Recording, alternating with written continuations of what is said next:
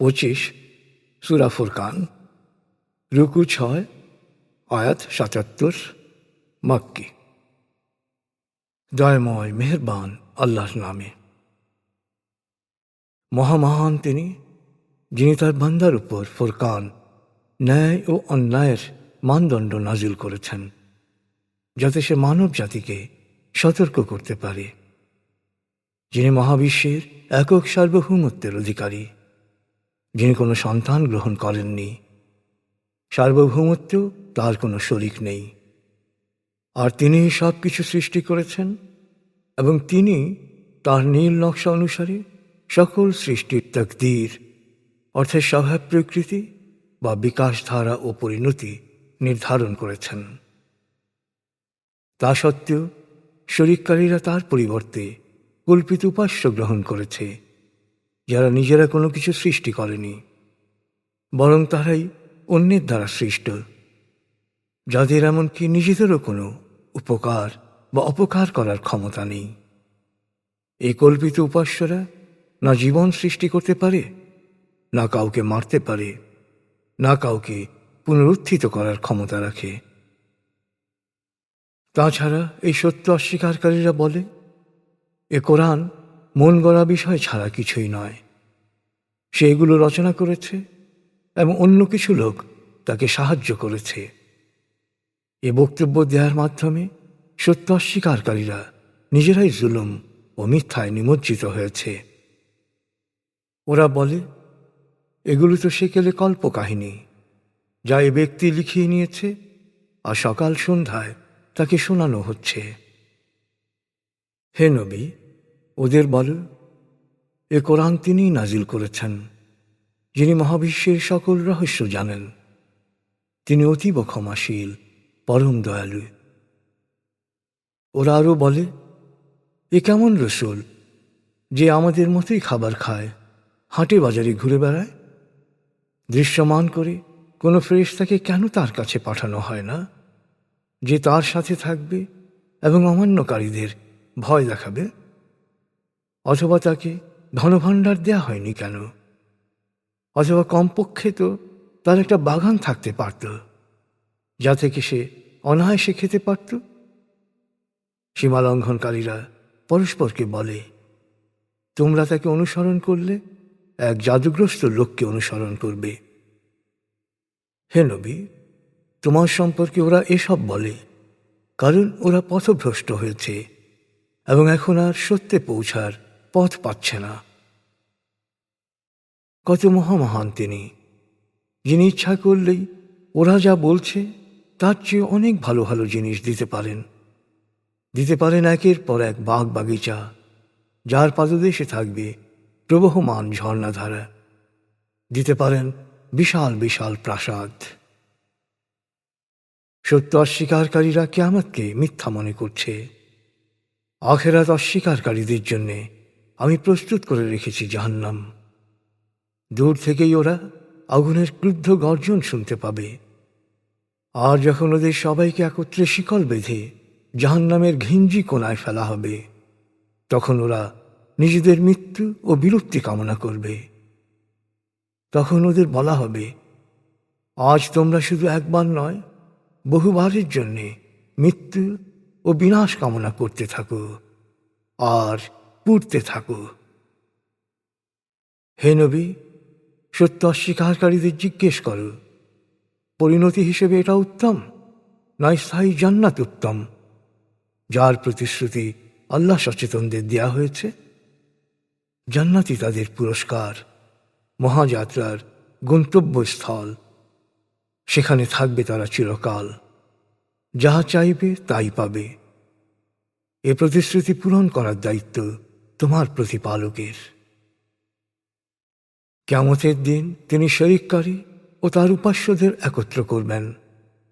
ওদের উপাস্যদের জিজ্ঞেস করবেন, তোমরা কি আমার এই বান্দাদের পথভ্রষ্ট করেছিলে, না ওরা নিজেরাই পথভ্রষ্ট হয়েছিল? ওই উপাস্যরা তখন সমস্বরে বলবে, তুমি পবিত্র মহামহান, তোমার বদলে অন্য কাউকে নিজেদের প্রভু হিসেবে গ্রহণ করার কথা তো আমরা চিন্তাও করতে পারি না। প্রভু, তুমি তো ওদেরকে এবং ওদের বাপ দাদাদের পার্থিব জীবন উপভোগের এত উপকরণ দিয়েছিল যে শেষ পর্যন্ত ওরা তোমার কথাই ভুলে গিয়েছিল এবং বিনাশিত হয়েছিল। আল্লাহ তখন শরিককারীদের বলবেন, তোমাদের উপাস্যরাই তোমাদেরকে মিথ্যা প্রতিপন্ন করেছে, তাই তোমাদের শাস্তি অনিবার্য। আজ কেউ তোমাদের সাহায্য করবে না। সীমালঙ্ঘনকারীরা অবশ্যই কঠিন শাস্তি আস্বাদন করবে। হে নবী, তোমার পূর্বে আমি যত রসুল পাঠিয়েছি তারা সবাই খাওয়া দাওয়া করত, হাট বাজারে যেত। অতএব হে মানুষ, মনে রেখো, আমি তোমাদের একজনকে অন্যজনের জন্যে পারস্পরিক পরীক্ষার মাধ্যম বানিয়েছি। তাই তোমরা কি এ পরীক্ষায় উত্তীর্ণ হওয়ার মতো ধৈর্যশীল হতে পারবে? হে মানুষ, মনে রেখো, তোমার প্রতিপালক সব কিছুই দেখেন। পারা 19। আখেরাতে আমার সামনে অবশ্যম্ভাবী জবাবদিহিতায় যারা অবিশ্বাস করে তারা বলে, আমাদের কাছে ফেরেশতা পাঠানো হয় না কেন? আমাদের প্রতিপালক দেখা দেন না কেন? আসলে অহংকারের বশবর্তী হয়ে ওরা গুরুতর সীমালঙ্ঘন করেছে। যেদিন মহাবিচার দিবসে ওরা ফেরেশতাদের দেখবে, সেদিনটি পাপীদের জন্যে মোটেই সুখকর হবে না। ওরা শুধু আর্তনাদ করবে, হায়, আমরা শেষ। আর ওদের কথিত ভালো কাজের দিকে যখন তাকাব, তখন তা বিক্ষিপ্ত ধূলিকণার মতো নিষ্ফলা হয়ে যাবে। সৎ কর্মের জন্যে যাদের জান্নাতের প্রতিশ্রুতি দেয়া হয়েছে, সেদিন তারা কল্যাণময় অবস্থানে আরাম করবে। কিয়ামত দিবসে আকাশ বিদীর্ণ হয়ে সাদা জলজলে মেঘপুঞ্জের মাঝ দিয়ে ফেরেশতারা নামতে থাকবে। সেদিন দয়াময় তার সার্বভৌমত্ব ও কর্তৃত্ব পুরোপুরি প্রয়োগ করবেন। সত্য অস্বীকারীদের জন্য এটি হবে বড় কঠিন দিন।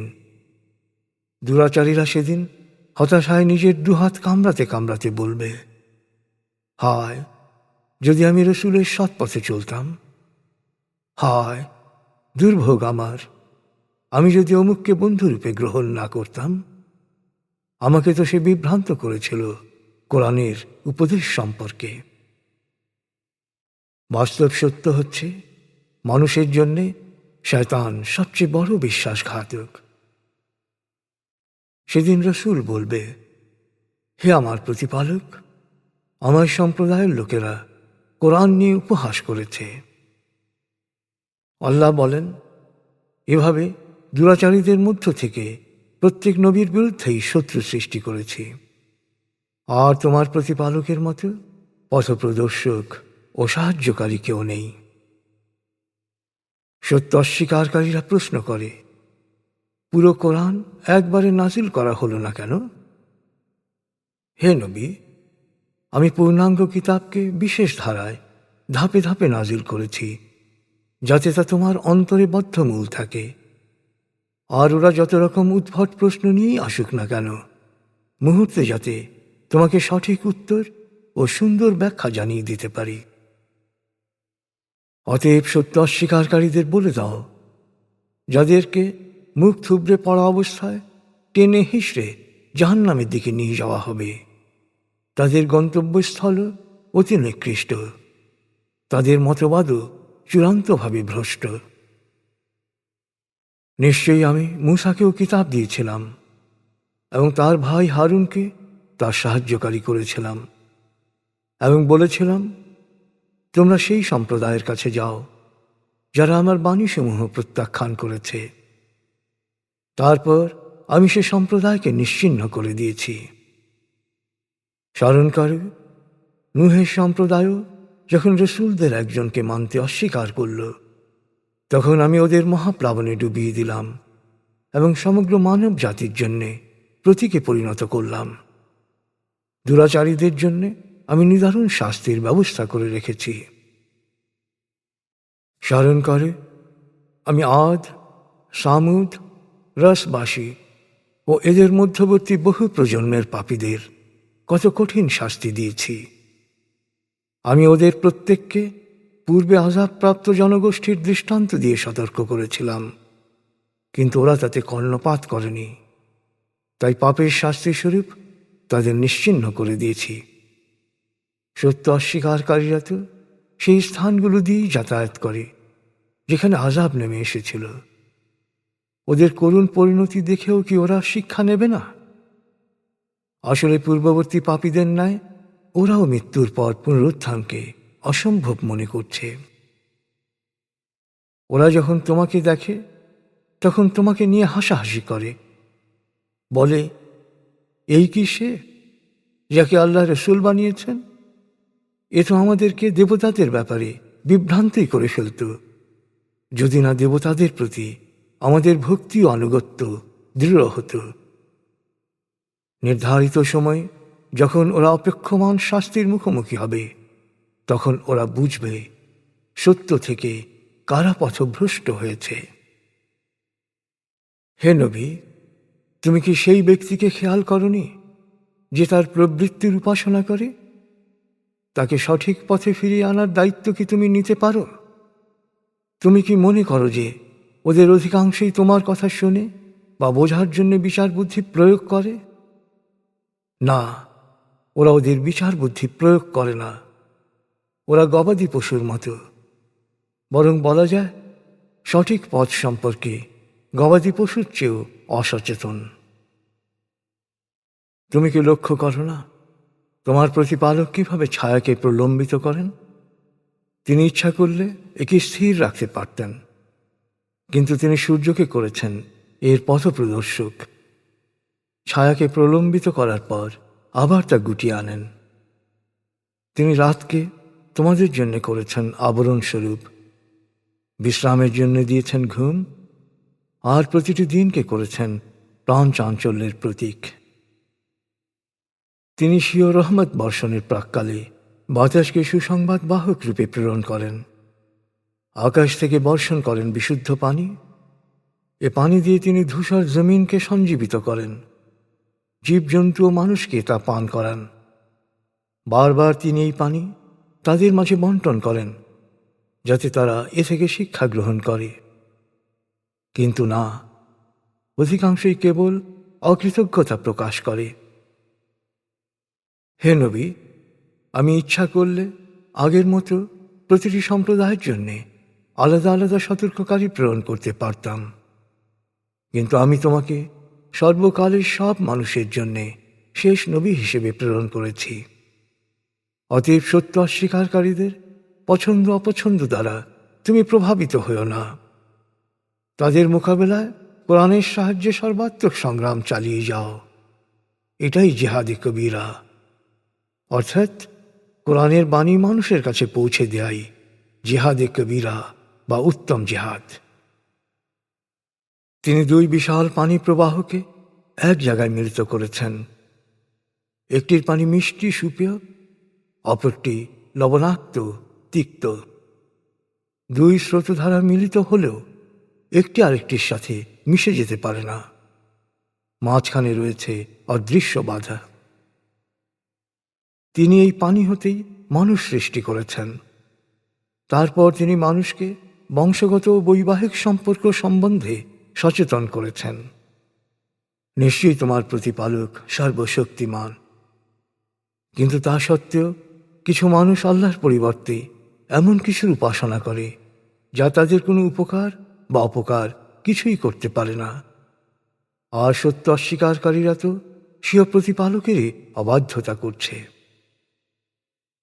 হে নবী, আমি তো তোমাকে কেবল সুসংবাদদাতা ও সতর্ককারী হিসেবেই প্রেরণ করেছি। তাই ওদেরকে বলো, আমি তো এই কাজের বিনিময় তোমাদের কাছে কোনো প্রতিদান চাই না। আমি তো শুধু চাই তোমরা স্বেচ্ছায় প্রতিপালকের পথ অনুসরণ করো। হে নবী, ভরসা রাখো সেই চিরঞ্জীব অস্তিত্বের উপর যার মৃত্যু নেই। সব সময় তার সপ্রশংস পবিত্রতা ও মহিমা ঘোষণা করে। তিনি তার বান্দাদের পাপ সম্পর্কে সম্পূর্ণ ওয়াকিবহাল।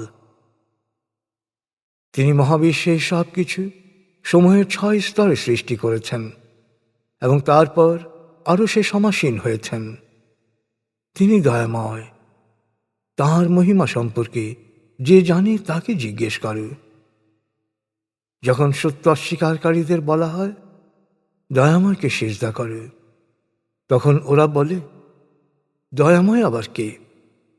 তুমি কাউকে সিজদা করতে বললেই কি আমাদের সিজদা করতে হবে? সত্যের প্রতি আহ্বানের প্রতিক্রিয়ায় ওদের সত্য বিমুখতাই বেড়ে যায়। এই আয়াতটি সিজদার আয়াত। কত মহামহান তিনি, যিনি মহাকাশে রাশিমালা সৃষ্টি করেছেন, স্থাপন করেছেন প্রদীপ্ত সূর্য আর জ্যোতির্ময় চন্দ্র, পরস্পরের অনুগামী করে সৃষ্টি করেছেন রাত ও দিন। এর মধ্যেই নিদর্শন রয়েছে জ্ঞানীদের জন্যে, যারা শুকরগুজার হতে ও শিক্ষা গ্রহণ করতে চায়। দয়াময়ের দাস তারাই যারা জমিনের উপর নম্রভাবে চলাফেরা করে। মূর্খরা তাদেরকে কথা বলে উত্ত্যক্ত বা বিতর্ক সৃষ্টি করতে চাইলে তারা বলে, তোমাদের প্রতি সালাম। তারা রাত কাটায় তাদের প্রতিপালকের উদ্দেশ্যে দণ্ডায়মান হয়ে বা সিজদারত অবস্থায়। তারা প্রার্থনা করে, হে আমাদের প্রতিপালক, জাহান্নাম থেকে আমাদের দূরে রাখো। জাহান্নামের আযাব সর্বনাশ আযাব। নিশ্চয়ই অস্থায়ী বা স্থায়ী নিবাস হিসেবে সবচেয়ে জঘন্য। তারা কখনো অপচয় করে না, কার্পণ্যও করে না, বরং ব্যয় মধ্যপন্থা অবলম্বন করে। তারা আল্লাহর সাথে অন্য কোনো উপাস্যের উপাসনা করে না। সঙ্গত কারণ ছাড়া আল্লাহ যার হত্যা নিষেধ করেছেন তাকে হত্যা করে না, ব্যভিচার করে না। যে এই অন্যায়গুলো করবে সে তার উপযুক্ত শাস্তি পাবে। হে মানুষ, কিয়ামতের দিন অপরাধের শাস্তি হবে বহুগুণ ও লাঞ্ছনাপূর্ণ। তবে যারা তওবা করে, বিশ্বাস করে এবং সৎকর্ম করে, আল্লাহ পুণ্যের দ্বারা তাদের পাপ মোচন করে দেবেন। নিশ্চয়ই আল্লাহ অতীব ক্ষমাশীল, পরম দয়ালু। আসলে যে তওবা করে এবং তারপর নিজেকে সৎকর্মে নিয়োজিত করে, সে যথার্থই আল্লাহর পথে ফিরে আসে।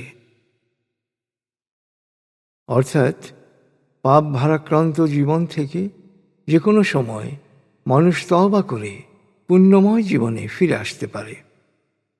সে সৎকর্মে পুরোপুরি নিবেদিত হয়ে পরিশুদ্ধ জীবনাচার অনুসরণ করলে অতীব ক্ষমাশীল আল্লাহ তার অতীতের সকল পাপ মোচন করে দিতে পারেন। তার পুণ্য ভাসিয়ে নিয়ে যেতে পারে অতীতের সকল পাপকে। অতএব জীবনের সকল মন্দকেও জয় করতে হবে ভালো দিয়ে। সূরা ফুরকান আয়াত ৭২ থেকে। জেনে রাখো, আল্লাহ সত্যিকারের বান্দা তারাই যারা কখনো মিথ্যা সাক্ষ্য দেয় না, অসার কথাবার্তা ও ফালতু কাজ সচেতনভাবে এড়িয়ে চলে। প্রতিপালকের বিধান স্মরণ করিয়ে দিলে যারা না শোনা বা না দেখার ভান করে না, যারা প্রার্থনা করে, হে আমার প্রতিপালক, আমাদের স্ত্রী ও সন্তানদের আমাদের তৃপ্তি ও আনন্দের উৎসে পরিণত করো এবং আমাদেরকে আল্লাহ সচেতনদের আদর্শে পরিণত করো। জীবনে ধৈর্য ও অধ্যবসায়ের প্রতিফল হিসেবে তারা জান্নাতে সুউচ্চ অবস্থানে উন্নীত হবে। সেখানে তাদের সালাম সহকারে সাদর অভ্যর্থনা জানানো হবে। তারা সেখানে থাকবে চিরকাল। আবাসস্থল হিসেবে তা কতই না উত্তম। হে নবী, সত্য অস্বীকারীদের বলো, আমার প্রতিপালকের ইবাদত না করলে তার কিছুই আসে যায় না, কিন্তু তোমরা আল্লাহর বিধানসমূহ অস্বীকার করেছ, অতএব তোমাদের শাস্তি অনিবার্য।